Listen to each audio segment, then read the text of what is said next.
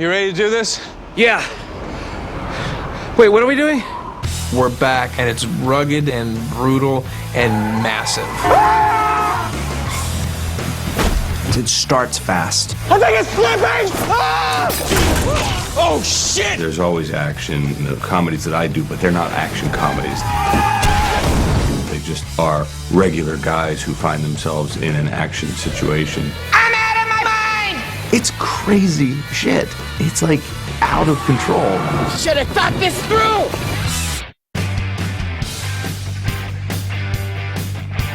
You know, it's always hard doing physical comedy, but it was fun. It's all part of it. Jumping out of a sewage tunnel in a free fall with hundreds of gallons of water coming behind your back. It was the most thrilling and scariest, every superlative you can describe of my career. I have to hand it to him. He wasn't crazy about that. And that was our first day of shooting with CHOW. He just got drenched. Ken Jeong got put through the paces on this movie, and we'll be forever indebted to him. The guy was a doctor 5 years ago, and here he is dangling from a rope.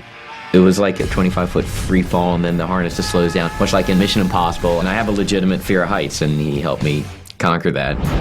These movies are always physical. Todd has always had, this is my fourth movie with him, is always a lot of physicality. We're gonna climb down, and then it's about an 8-foot drop to the balcony. Ah! Careful! Bradley's a dream. Bradley doesn't even talk about it. He just does it. He'll always want to do it. He hates when you go, oh, we're going to use your stunt guy for this or whatever. Zach wishes his stunt guy could do the whole movie.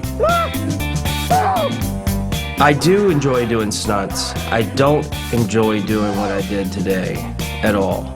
All right, you're doing fine. Just drop down. No chance. I'm good up here. Did I say it was fun to be in movies? All I'm thinking about is earthquakes when I'm up there. If an earthquake happens, there's nothing you can do. Action! Holy shit! And you think somebody's gonna be there, they're all gonna scramble. If I had known that was his fear, we would have done that for sure. This is where my mind goes. I'm just telling you. Me at an empty stage while Armageddon's happening, dangling from 60 feet. No cell reception.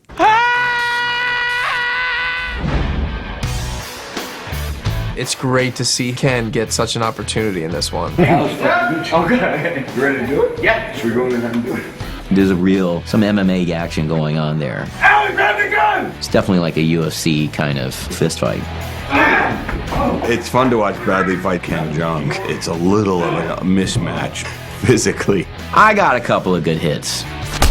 Oh, I'm sorry, accidents. The headbutt was improvised. Bradley is just getting Ken to not hurt himself or him. I think I got the best of him in that scene.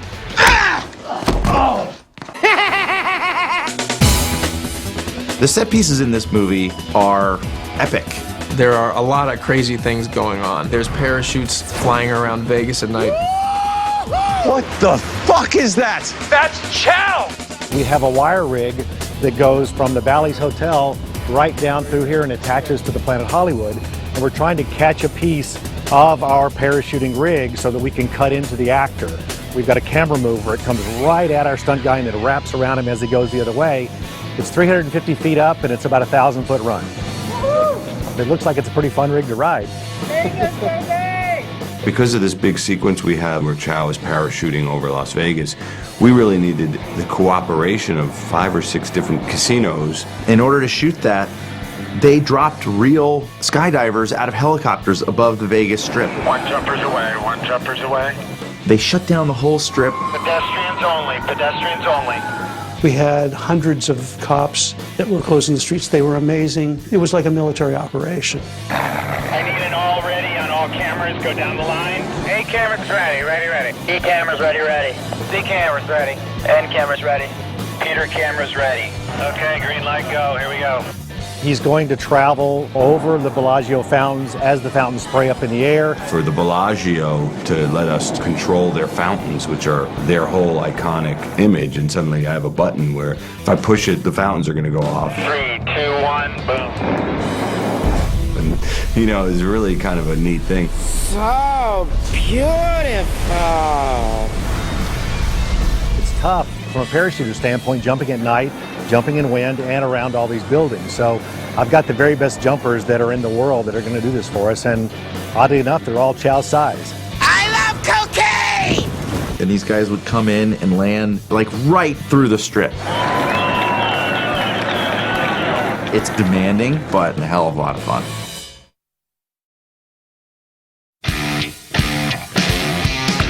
Why would you buy a giraffe? They remind me a lot of myself. In what way? They're majestic. You know, it's always hard doing physical comedy. Working with animals and children is really difficult. It takes 3 times as long.